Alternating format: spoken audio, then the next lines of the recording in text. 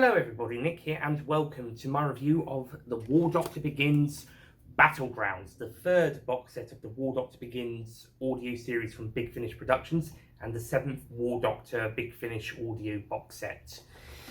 This series, starring Jonathan Carney as the War Doctor, as mentioned, is the third of the Begins prequel series for the War Doctor audio range from Big Finish Productions. Okay, so this box set, as I mentioned at the end of the review for Warbringer, I would listen to this story again before reviewing it. It's now been around a month since I did that review, filming wise in September for an October release, and now that review's come out at time recording, and now I'm recording this mid-October for a November release, and I have listened to this story again after giving it roughly a month's gap between listens, and my opinions on the first two stories haven't really changed. The first one I really liked the first time around, and I still really like it. Second one, not so much. The third one I think I like slightly more than when I first heard it. I also think this one's probably the weakest of the Begins box set, and possibly the second weakest of all of the 7 War Doctor ones after Infernal Devices, the second one of the John Hurt ones. But like that one, it's still a really good box set overall. It's just that maybe personally there's specifically one story that I'm not quite as hot on. But let's take a look at these stories. So the first story, The Keeper of Light by Paul Merline, I hope I got that right, I apologise if I didn't, is a pretty interesting story. It's basically like if the War Doctor had an adventure similar to what his predecessors or even successors would have, a typical Doctor Who adventure with a companion, a couple of side characters, and they investigate this mystery. There's some sort of big villain who's able to control the weather and stuff and nature, and he's using this lighthouse as some sort of big energy thing. It's a pretty interesting story with an interesting mystery that, with the end twist, which I might get onto later, spoilers by the way, nicely ties in with the War Doctor stuff overall. So this is a pretty good story showing us how the War Doctor would act in a situation his predecessors or successors might be in. It's a bit like how the Shadow Vortex had a story with the War Doctor going to Earth. That's the first story in the Agents of Chaos box set with John Hurt. Yeah, it was interesting seeing the War Doctor having to go to Earth for a mission for the Time Lords as part of the Time War, and it incorporated some history into there, with it being Berlin 1961. Here it's interesting just to go to kind of a modern day Earth setting, specifically Scotland. But the ending ties this into the Time War stuff. But in the meantime, it feels like your standard Doctor Who adventure with a mysterious, powerful villain played by Hugh Ross, most notable for playing Sir Tobias in the Countermeasures series. Hugh Ross also plays another character called Malcolm in this, and he's really good in those roles, as well as also a minor role in the next episode. Also, Commodore Tamazan herself, Adele Anderson, plays one of the other two supporting characters, Dorothy, and Ken Bones, the General, plays David, as well as also a smaller character called Anders. And both of them are really great as this married couple who are not quite getting along, and they've gone to this retreat to have a holiday, but their relationship is starting to fall apart, and it only really gets stuck back together when the Doctor and his companion, Layla Bridge, played by Emma Campbell-Jones, arrive on the scene. Now, Layla Bridge is quite interesting, as she's played by Emma Campbell-Jones, who played Cass in The Night of the Doctor. Her name also sounds similar to Leela and Brigadier Lethbridge Stewart. This is important for later in the story. So I really like this setting, I really like this small cast of characters, and how the Doctor interacts with all of them, and how the situation is treated. It's pretty interesting, and how it's all played out and handled, and yeah, it definitely gives the vibes of what's going on here, and it's just a really great story to listen to. Just in general, it's quite a nice adventure. The ending, I will go into spoiler territory. It turns out that this is all kind of the Doctor's dream, sort of a dream and imagination thing, where the Doctor is imagining disincarnation, but in a event what he may normally do in his predecessors' lives, where if there was no Time War on. But he realizes this can't be the case anymore. He's got to commit himself to being a full warrior, and this, along with something else at the end of the box set in the third story, are pretty much kind of the end of the War Doctor fantasizing maybe he could go back to who he was and becoming the full-on warrior that we see with the John Hurt portrayal of the character. And it turns out that there was this lab with the sort of something to cause dreams. That's also some sort of gas. They're using a gas giant to cause some dreams thing of something. The Time Lords want to weaponize it to use against the Daleks, but as the Doctor says, it's worse and more lethal to Time Lords, as they could possibly get themselves into this dreamscapes and using imagination, which they have and Daleks don't. So he eventually destroys the weapon, much to Commodore Tamazan's frustration. But yeah, the ending is quite a good way to tie this type of adventure in with the War Doctor stuff going on, without it having to be a Time War mission in there, but still tying it into what's going on in the Time War. And also the emotional discussion between the Doctor and Layla is pretty great as well. Layla could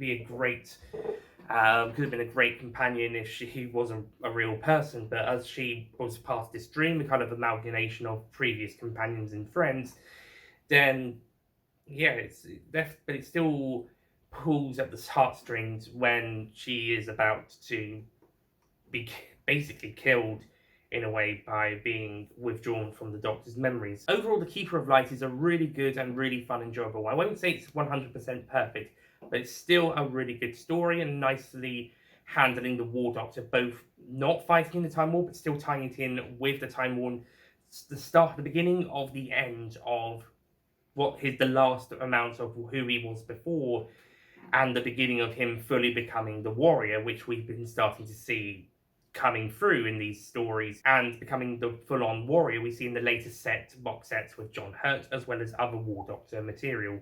The second story, Temesis, written by Rossa McPhillips, is the one I'm not so fond of in this story, but I'll get around to that in a bit. The plot of this story sees a file. This is the story with the files being introduced into the Time War, by the way, which I think is the first time, unless the comics or something have done this.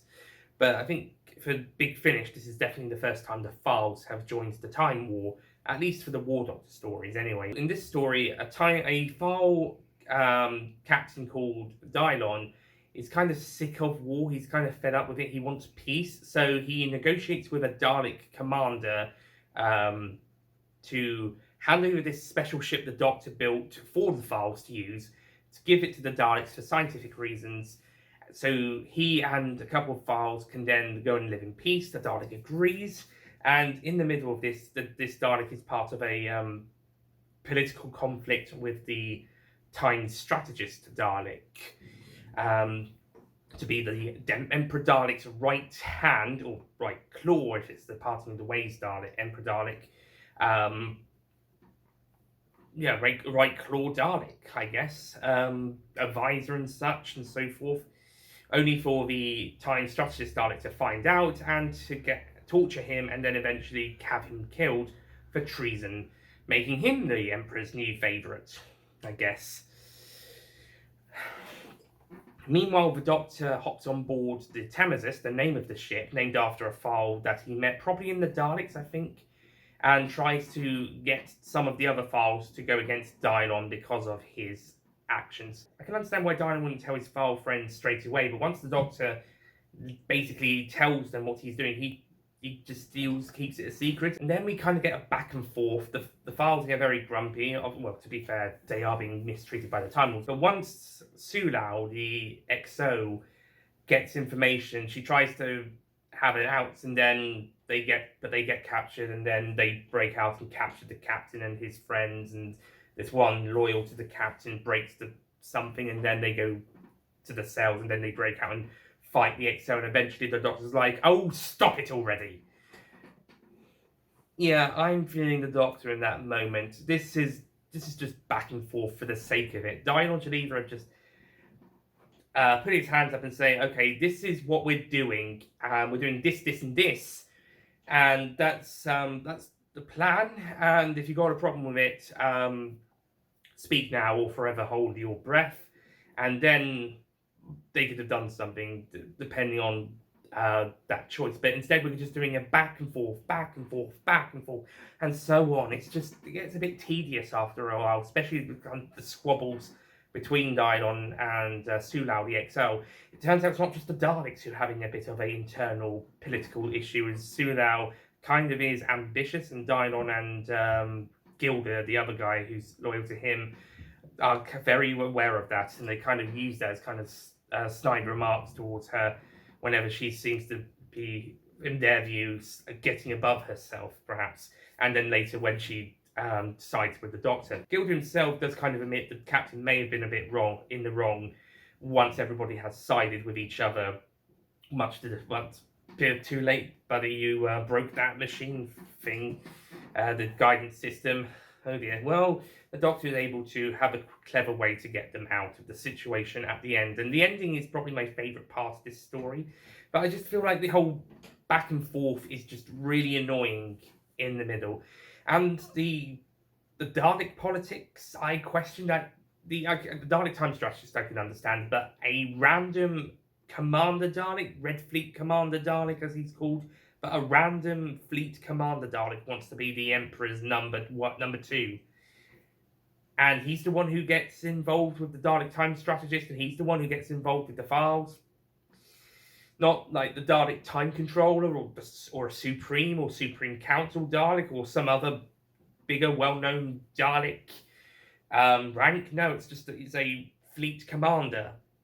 Yeah, I am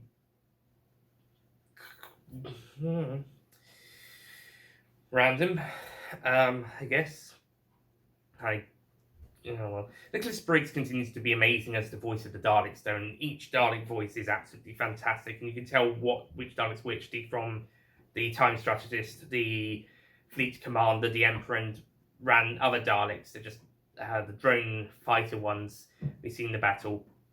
Sadly, many of the files are killed, and Tamazan also reveals that she knew about Dylon's plan and planted this sort of bomb to blow up the ship and stuff that the Doctor is unable to fix. But he is able to transfer the ship back to like the Gallifrey outposting where the Daleks are destroyed. And whilst Dylon's initially going to be arrested, the Doctor then goes, don't do that.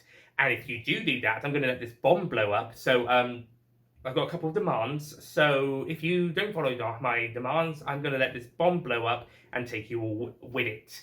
So please release Dylon, please be nice to the files, please let those who don't want to fight go and live in peace, and if you do that, I shall turn off this power to the ship so that we can disable the bomb for now, and then we can work together to remove it, so therefore it won't blow up.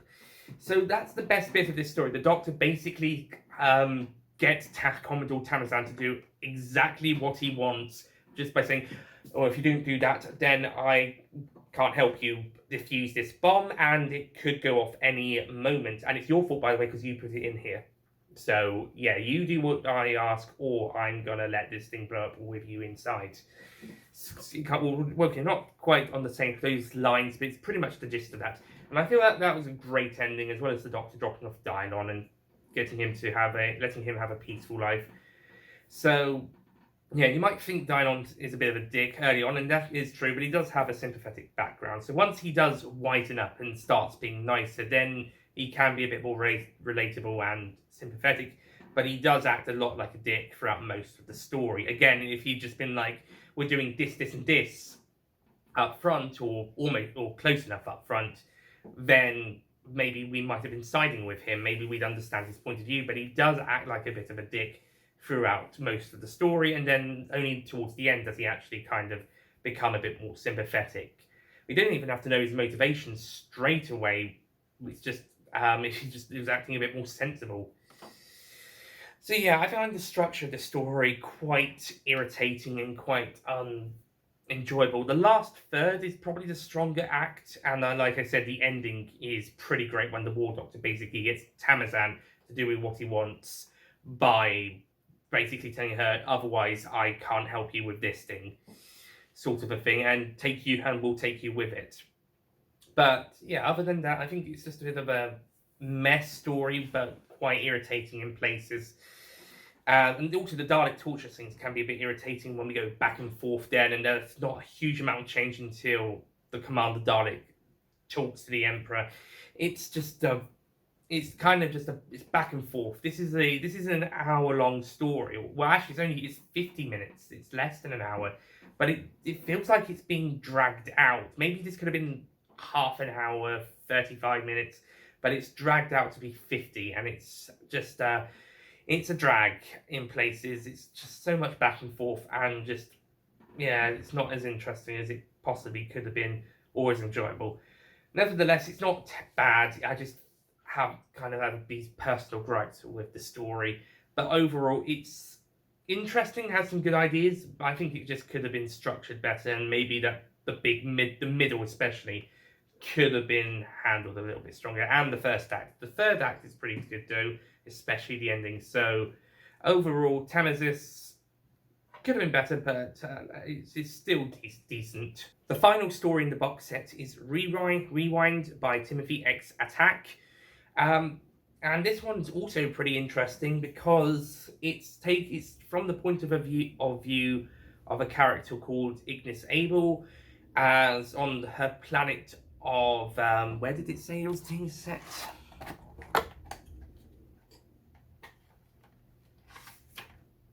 Lucutia? Lucana. The planet Lucana, which is in an interesting position where it's having to relive the same day over and over again, and that's the day Dalek Berserkers attack the planet and destroy everything, just because they're Daleks, they do that. And Lucana, Lucutia, is experiencing the same day over and over again in a time loop situation with only very minimalistic changes. So one day, Ignis sees one of these changes, and she goes to investigate it at this castle thing not far from her village, to discover that the War Doctor is the one responsible for the time loop in order to keep the planet alive, and to try and he hasn't been able to find a way out of the time loop, so he needs to find that. And over the next couple of days, Ignis tries to help him with what he needs to do. Meanwhile, the military has also seen the Doctor, or seen some of one of the changes that Ignis saw, and it's now trying to take charge, and try and see if they can either kill the Doctor or force him to break out of the time loop, so that they could either survive or be destroyed, but be rid of the pain of having to relive the day over and over again. As whilst the Doctor is doing a great thing of helping the people of Lucutia, he's also causing them more pain by just keeping them stuck on the same day.